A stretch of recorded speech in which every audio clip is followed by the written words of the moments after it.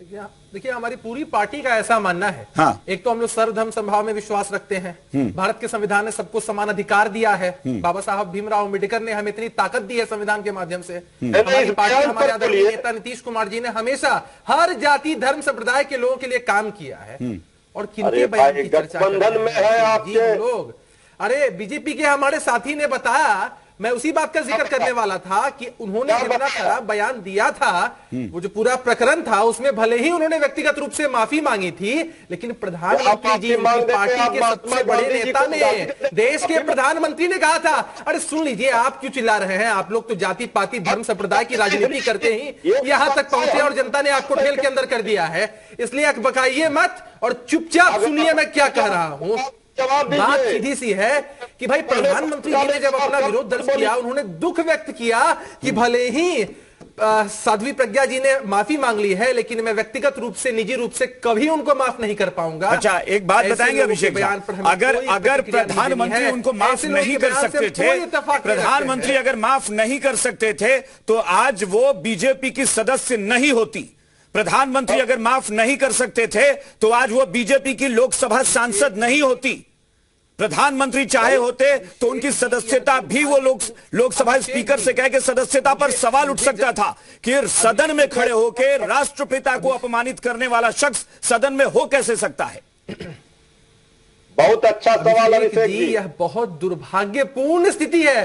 अरे तिवारी जी सुन लीजिए, मैं ये कह रहा हूं कि बहुत दुर्भाग्यपूर्ण बात है कि संवैधानिक पद तक पहुंचा कोई व्यक्ति जिसके नाम के आगे माननीय सांसद लिखा हुआ हो, वो ऐसा अगर बयान देता है, काफी दुर्भाग्यपूर्ण है। और चूंकि वो भारतीय जनता पार्टी से आती है, भारतीय जनता पार्टी के हम घटक दल है, एनडीए में हम साथ हैं, हमने अपना स्टैंड क्लियर किया है कि ऐसे बयानों से हम कोई इत्तेफाक नहीं रखते हैं और उन पर प्रतिक्रिया देकर समय नष्ट भी नहीं करना चाहते हैं। हम लोग हर जाति धर्म संप्रदाय को लेकर चलने वाले जनता पार्टी कह रहे हैं, मैं कह रहा हूं कि बीजेपी हो, कांग्रेस हो, आरजेडी, मैं कह रहा हूं वो सत्ताधारी पार्टी से आती है। ये बड़ा सवाल है कि जिस सत्ता में बैठे लोग जब ये कहते हैं कि हम व्यवस्था में परिवर्तन लाएंगे, हम समाज में बदलाव लाएंगे, उस पार्टी की सांसद कहती हैं कि एक जाति का काम निश्चित होता है, वो दूसरा काम ना करे। वैश्य जो है वो शूद्र का काम ना करे, शूद्र वैश्य का काम ना करे। इस तरह के शब्द बोलने में मुझे शर्मिंदगी महसूस हो रही है। अभिषेक जी, इसको सत्ता से मत जोड़िए। दो बातें तिवारी जी सुन लीजिए, दो बातें हैं। पहली बात कि हमने अपना स्टैंड क्लियर किया कि भाई हम इत्तेफाक नहीं रखते। इन्होंने बताया कि भाई निजी और व्यक्तिगत बयान दिया था। पार्टी उन पे कार्रवाई कब करेगी, कैसे करेगी, नहीं करेगी, वह एक बात है। अगर जेडीयू का कोई सांसद पूछा अभिषेक, अगर जेडीयू का कोई सांसद इस तरह का बयान देता है तो अभिषेक झा इसी तरह आप स्टूडियो में बैठकर कहेंगे कि निजी और व्यक्तिगत बयान था। ये जेडीयू भी आजकल आरएसएस के अगर और मगर की चर्चा मत। नहीं, बिल्कुल करेंगे, बिल्कुल करेंगे। आपने कहा, आपने भी कहा ना कि निजी और व्यक्तिगत बयान है। निजी बयान मानेंगे आप क्या? जेडीयू के किसी सांसद ने ऐसा बोला होता? दोहरा रहा था, सुन तो लीजिए अभिषेक जी, सुन तो लीजिए। मैंने इस बात को दोहराया कि हमारे बीजेपी के साथी ने ऐसा कहा।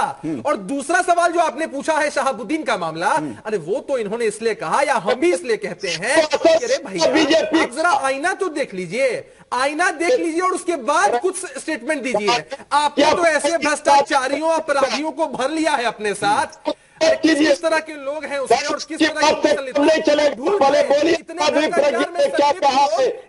की मूर्ति के सामने संकल्प लेते हैं और दिल्ली प्रवास पर निकल जाते हैं। अरे खुद आईना देखिए तिवारी जी, उसके बाद बयान दीजिएगा। अच्छा अभिषेक झा, एक मिनट। अरे हमने उनके बयान का समर्थन। अच्छा अभिषेक झा, एक मिनट, लेकिन आप क्यों इतना है?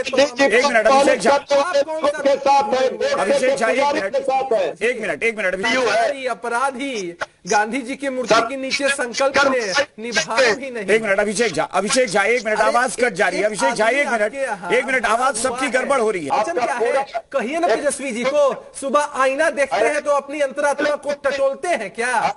चले गए गांधी जी की मूर्ति के नीचे, अरे वादा भी किया, संकल्प लिया और तोड़ दिया।